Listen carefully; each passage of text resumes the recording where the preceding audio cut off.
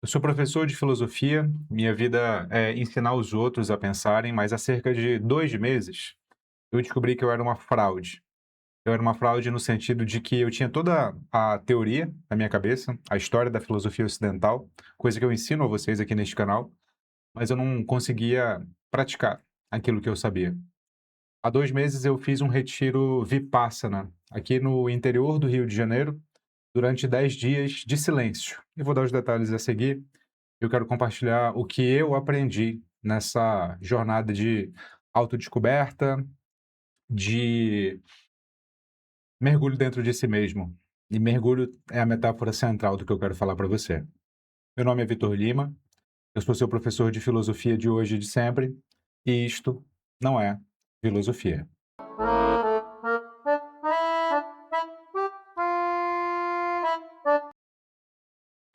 Eu fiz algumas anotações que estão aqui na minha frente e eu vou segui-las para não me atrapalhar aqui.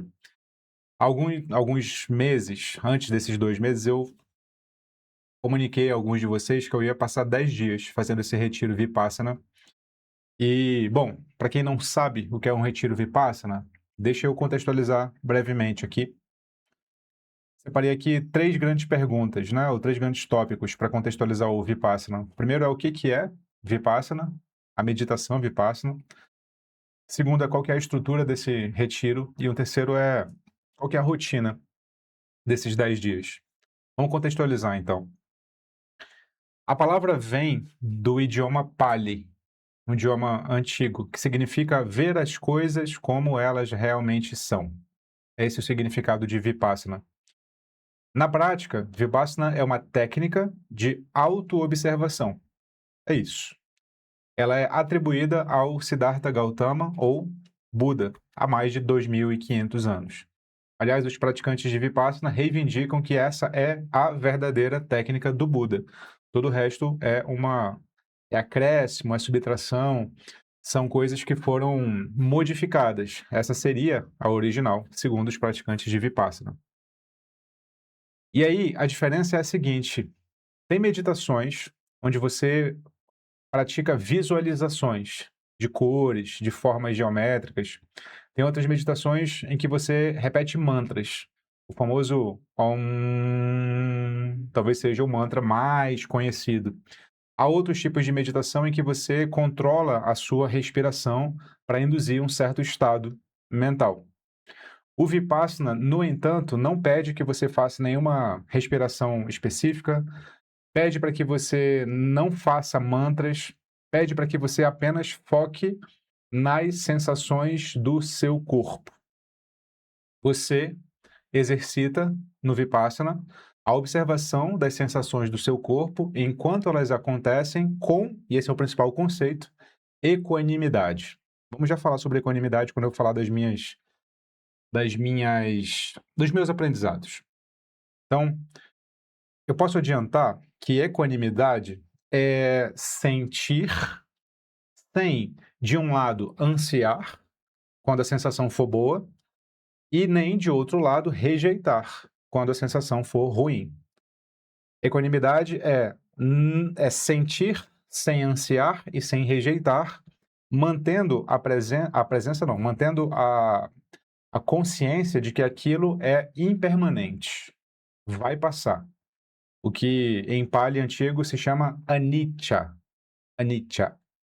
O objetivo, então, é treinar a mente para não reagir de forma automática às sensações que vão vindo no seu corpo e, com isso, quebrar um ciclo de reatividade que nós nos colocamos no dia a dia o tempo inteiro. Esse é esse é o resumo que eu faria aqui, o que é a técnica Vipassana. E lá no retiro, qual que é a estrutura? Então, falar em retiro pode soar como férias, né? Mas não. A realidade lá é mais parecida com a vida de um verdadeiro monge isolado no seu mosteiro do que férias. O curso padrão dura 10 dias e ele funciona sob algumas regras, que eu dividi em 4 grandes regras, tá?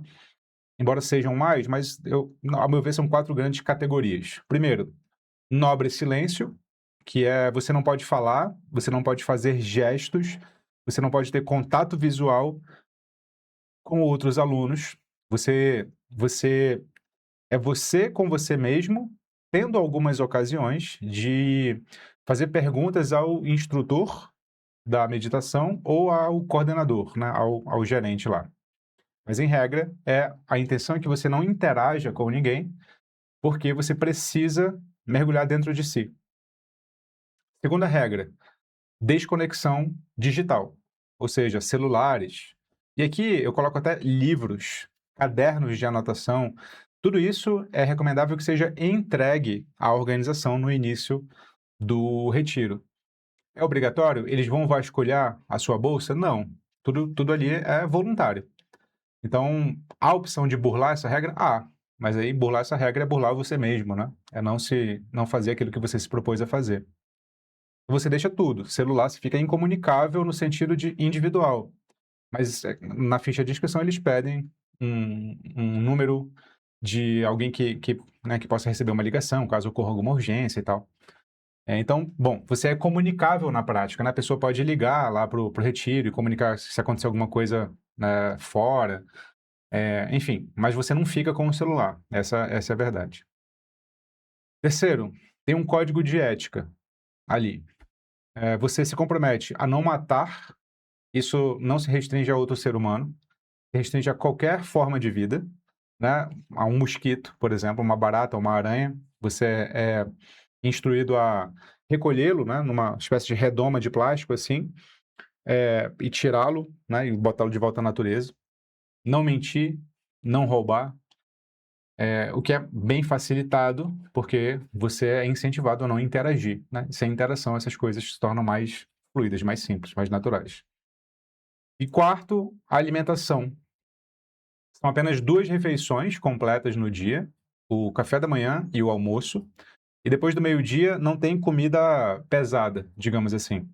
É apenas chá ou frutas, e é 5 horas da tarde, se eu não me engano.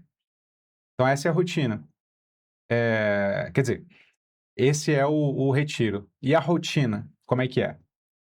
A rotina é o que mais talvez possa causar espanto para quem ouve de fora, porque o dia começa às 4 da manhã. Então, às 4 da manhã tem um som de um gongo, sabe aqueles... Pam. Ao todo, são a partir das 4, cerca de 10 horas de meditação propostas. Elas são divididas em sessões individuais e coletivas. Ou seja, algumas horas específicas você precisa estar na sala de meditação, certo? E outras horas você pode meditar no quarto em que você está dormindo. Então, na prática, não são 10 horas, porque, bom, nós cansamos, nós dormimos, enfim, quando estamos no quarto, tendemos a enrolar mais. São 10 horas propostas, né? O retiro é desenhado para levar você a um certo limite mesmo, tanto mental quanto físico. Justamente para que você aprenda, inclusive, a lidar com o desconforto sem fugir do desconforto. Essa é a grande proposta. É uma imersão onde você fica afastado do mundo externo. Essa é a grande verdade. Para que o seu mundo interno aflore. Então você vive como se fosse um monge de verdade. Essa é a grande questão. Não é pago, você só se inscreve periodicamente, eles têm um site, é muito fácil de encontrar, é só você colocar Vipassana Rio de Janeiro ou Vipassana São Paulo, muito fácil de encontrar. É concorrido para ir, eu mesmo consegui, porque vagou alguém que não foi, e aí me chamaram. Então, bom, isso daí deixo por conta sua procurar, porque é muito fácil, só colocar no Google que você brevemente, facilmente, sem nenhuma dificuldade encontra. Então esse é o resumo da coisa, né? É isso que é o Vipassana, é assim que eu pelo menos entendi, que é a estrutura geral. Agora eu quero ir, de fato, para o que eu aprendi. Como é que foi a minha caminhada lá dentro, como é que foi meu trajeto lá dentro. Mas para dizer como é que foi meu trajeto lá dentro, eu preciso dizer o que me levou, certo? O que estava a resolver, por que eu fui. E eu preciso dizer que eu via o retiro Vipassana como algo que me desse uma certa oportunidade. Qual? A oportunidade de me reconectar comigo mesmo, ver se você consegue me entender e eu consigo ser claro. Me reconectar comigo mesmo quando eu não estou funcionando. Que diabos é não estar funcionando? Não estar funcionando é não estar exercendo uma função, uma finalidade pré-determinada. Na maior parte do tempo, nós estamos exercendo funções. A função de pai, a função de marido, a função de professor. No meu caso aqui, né? Estou colocando aqui o contexto familiar, contexto profissional. A gente exerce funções. A gente sempre exerce funções, de modo que nós somos medidos pela nossa utilidade. Ou seja, por o quanto aquilo que nós fazemos acarreta, tem por consequência, alguma coisa de proveito para os outros. Fair enough, né? Justo. Ou seja, é preciso que em sociedade nós sejamos úteis. Isso é bastante claro. Nós não podemos ser um peso para a sociedade, porque a sociedade nos acolhe, nós temos que devolver. Tudo certo. Temos que ser bons pais, boas mães, bons profissionais, e está tudo certo. A única questão é que se nós só funcionarmos, nós perdemos uma dimensão da nossa vida individual, que é o que eu chamo de existencial, que é só nossa, que é íntima, que precisa ser cultivada porque ela é a base para todas as outras. Se ela não for alimentada, todas as outras perdem valor, ficam entediantes, ficam sem graça, ficam repetitivas e, portanto, nós paramos de exercê-las também. Então, essa função existencial, essa função não, essa dimensão existencial, ela própria não é útil, mas ela é a mais valiosa de todas, percebe? E eu estava querendo um local em que eu não funcionasse. E claro, estava muito cansado no ano de 2026, 25, ano passado, né? E eu queria férias, né? E, bom, consegui adiantar tudo que eu tinha para adiantar aqui, né, na escola de filosofia, aqui no INEF. E a gente tem uma equipe aqui que é muito competente, a Gabi, o Gabriel, a Evelyn. Eles conseguiram dar conta enquanto eu estava fora. Mas era isso que eu queria buscar ali. E eu pensava que eu ia encontrar ali uma pessoa mais focada no sentido de saber hierarquizar o que verdadeiramente importa para mim e o que importa menos para mim. Era isso que eu almejava encontrar. Eu sabia que a meditação dá mais foco e sabia também que, porque justamente eu não estava funcionando, eu ia ter mais clareza sobre o que de fato é meu quando nada mais está sendo feito, sabe? Aquele exercício de você vai tirando as camadas da sua vida, você é o seu cabelo, você é a roupa que você veste, você é a sua profissão. Se eu tirasse todas essas camadas, o que restaria? A minha expectativa era, eu vou para lá e eu vou descobrir isso. É isso que eu queria. Mas, quais foram as grandes dificuldades e quais foram os grandes aprendizados, né? Então, primeiro, eu quero deixar bem claro que por que eu não fiz isso aqui, né? Por que eu fui buscar lá? Porque na vida prática, na vida cotidiana, nós somos chamados o tempo inteiro para resolver problemas, para apagar incêndios, para direcionar a nossa atenção àquilo que não é exatamente uma demanda interna nossa. É por isso que a vida cotidiana nos impede, grande parte das vezes, de nos acolhermos naquela dimensão existencial da qual eu falava. Então, eu estava buscando ali esse refúgio. Aqui eu não conseguia, lá talvez eu conseguisse. E aí, eu descobri algumas coisas lá. E aqui eu dividi em 3 grandes coisas. Eu vou chamar de lições, ok? Para a gente conversar melhor aqui. A primeira lição, eu vou traduzir de modo bastante simples, né? Nada erudito. É a inseparabilidade entre teoria e prática. Ou seja, não dá para separar a teoria da prática. O que eu quero dizer com isso como uma lição? Eu sei que como professor de História da Filosofia Ocidental, que eu sou, eu sei bem que progressivamente ser filósofo no Ocidente significou cuidar da dimensão intelectual e se esquecer progressivamente da dimensão corporal e da dimensão da coerência entre aquilo que se sabe e aquilo que se pratica. No Ocidente, esse movimento é muito claro. A gente pega a filosofia antiga, essa coerência entre o que se sabe e o que se pratica estava no auge, e à medida que nós vamos nos aproximando da modernidade, da contemporaneidade, essas coisas se dissociam sem que ninguém veja problema. De modo que é possível, como o exemplo que eu sempre repito, que um professor seja pós-doutor em ética e seja um crápula, né? Ninguém vê problema nisso. Isso vinha me incomodando há muito tempo. E a dimensão ali, entre teoria e prática como indissociáveis, se tornou muito clara com uma das anedotas que nós ouvimos durante o retiro. Porque nós meditamos, mas sempre no final do dia, todos os dias, tem uma palestra sobre a prática do dia. E essa palestra é gravada. Ela é gravada pelo Goenka, que foi o iniciador do movimento de Vipassana mais recente e foi quem divulgou para o Ocidente, o Goenka. A gente ouve a voz dele, às vezes na língua original, às vezes traduzida para o português. E uma das anedotas que ele conta, numa dessas noites, é a anedota da nadologia. Vou explicar, resumindo a anedota.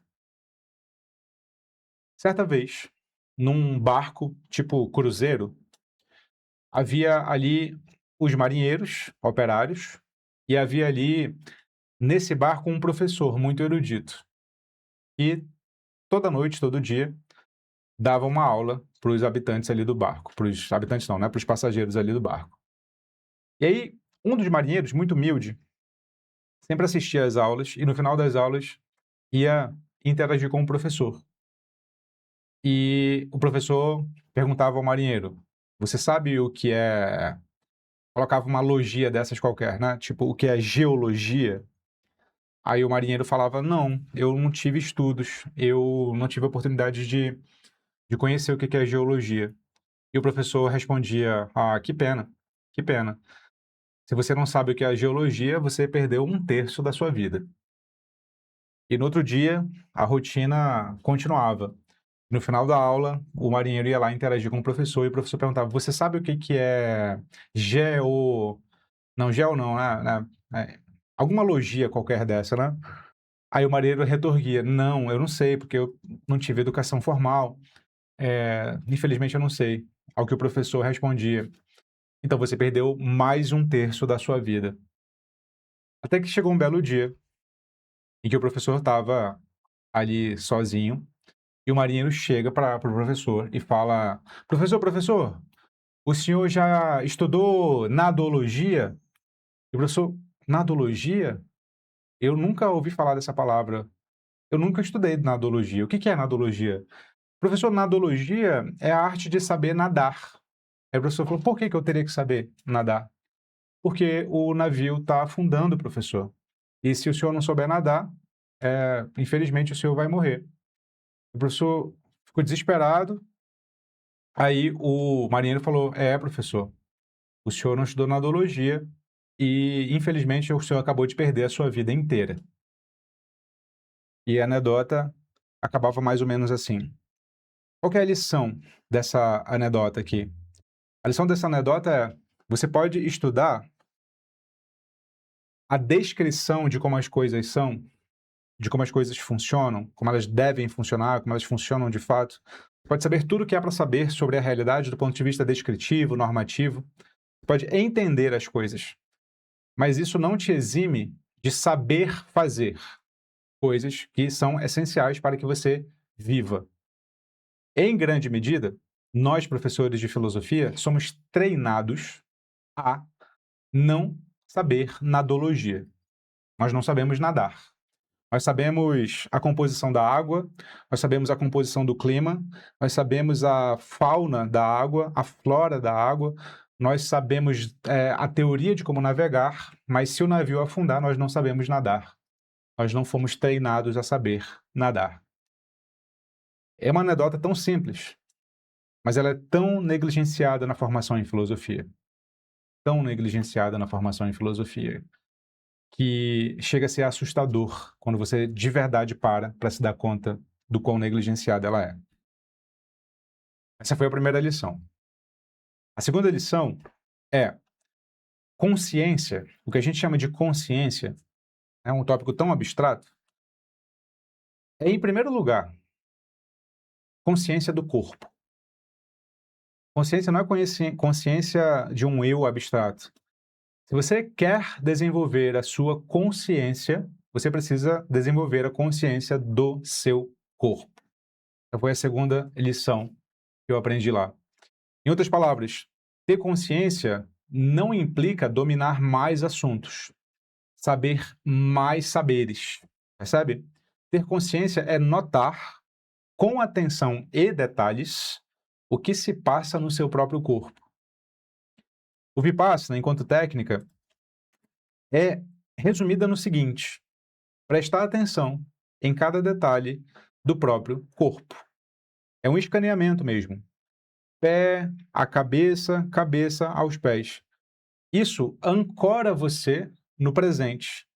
Isso desenvolve o controle que você tem sobre você mesmo. Como que isso faz, né?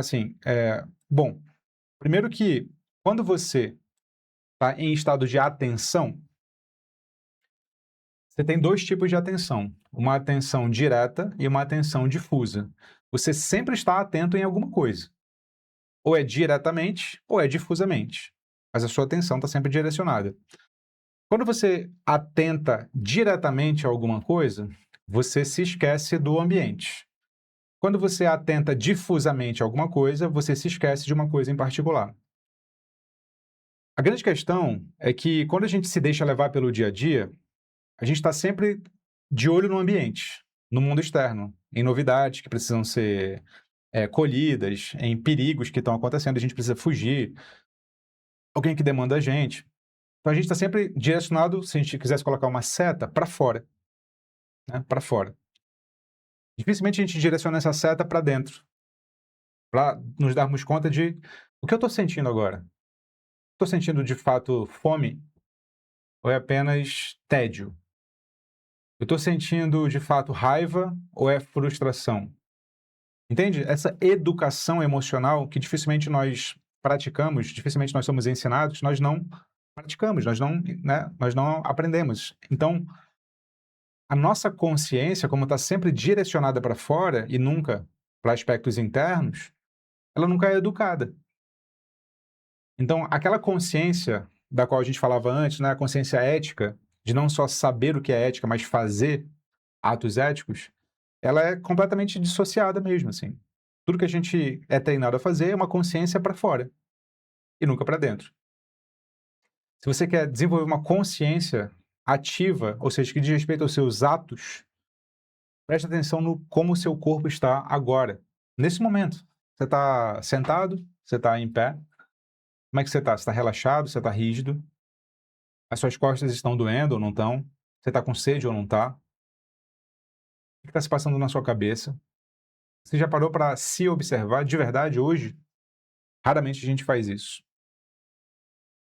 E aqui, a terceira lição que eu preciso falar, e talvez seja a principal lição, que tem a ver com as outras duas, é qual que é o principal elemento para desenvolver liberdade, que tem a ver com consciência, que tem a ver com teoria e prática. O principal conceito da Vipassana é equanimidade. E ela me fez me reconectar comigo e com as minhas lembranças, a equanimidade. Equanimidade, lembre-se, eu falava antes, mas repito, é a capacidade de não reagir nem com avidez, quando a sensação é boa, nem com rejeição, quando a sensação é ruim. Sempre mantendo na cabeça de que aquilo vai passar, de que aquilo é impermanente. Anicca é a palavra em Pali. E aí eu tive uma dificuldade inicial de compreender esse conceito. Porque até o quinto dia, mais ou menos, eu estava bastante descrente da minha capacidade de fato, aproveitar aquilo. Eu estava mais levando como uma possibilidade de descanso do que de entendimento real. No quinto dia eu estava pensando já em desistir, não desistir de voltar para casa, mas assim, vou desistir de tentar que isso aqui dê certo, vou só esperar. E um dos obstáculos era porque o conceito de equanimidade, para mim, estava muito mal compreendido. Eu estava entendendo equanimidade como indiferença, como apatia. Mas é o contrário.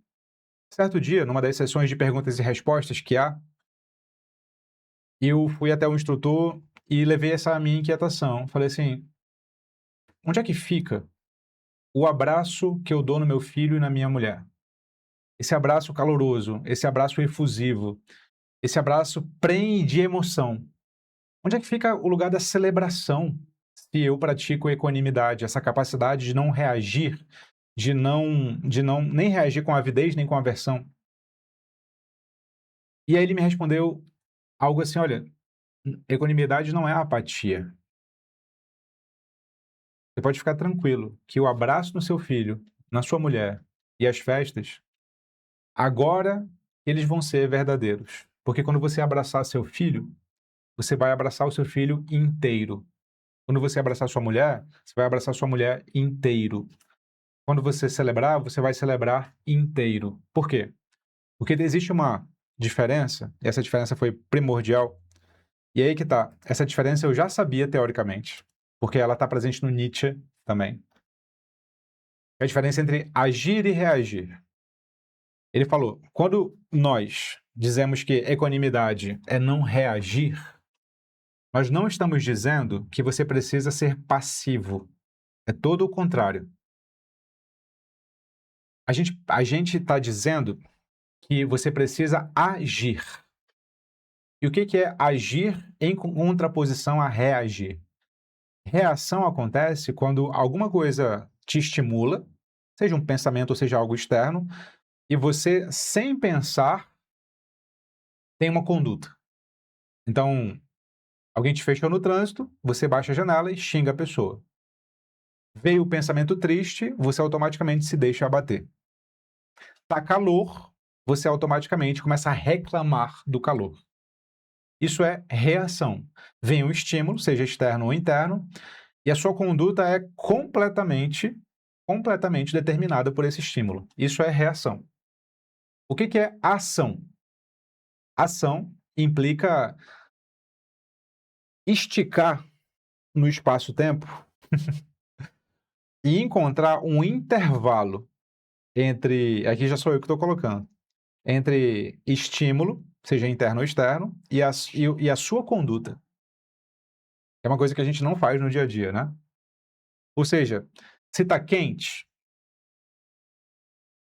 a primeira alternativa que você tem, quer dizer, não a primeira, mas a única alternativa que você tem é reclamar do calor.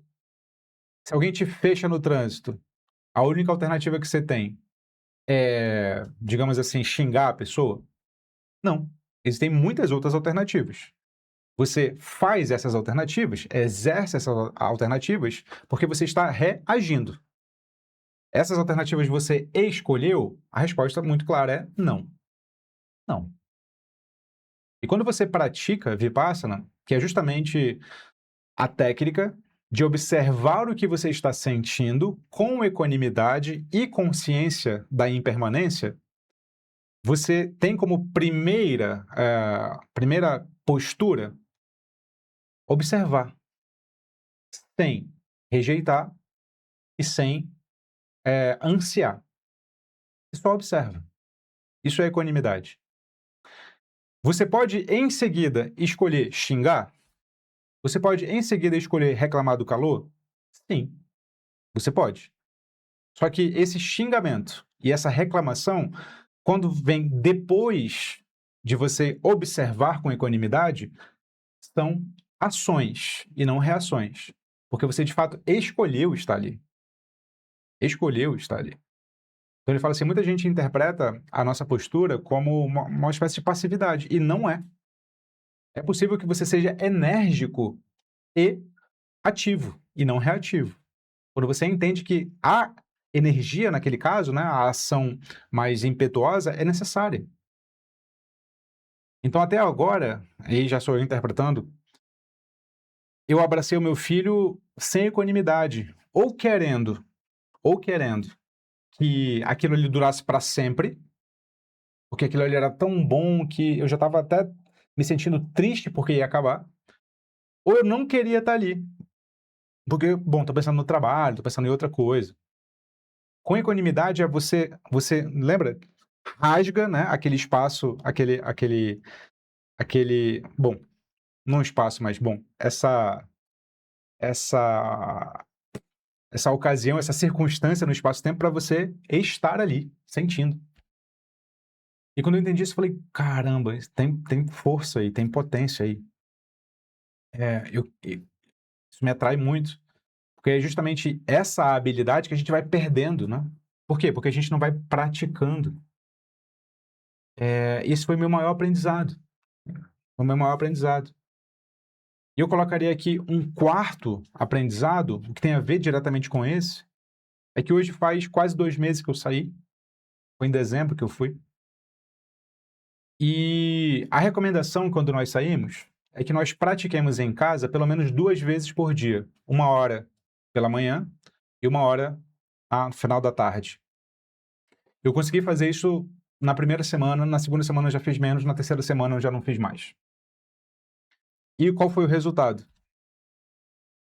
Todos os meus vícios voltaram. Todas as minhas reatividades voltaram. O meu cotidiano voltou tal qual ele estava antes de eu praticar.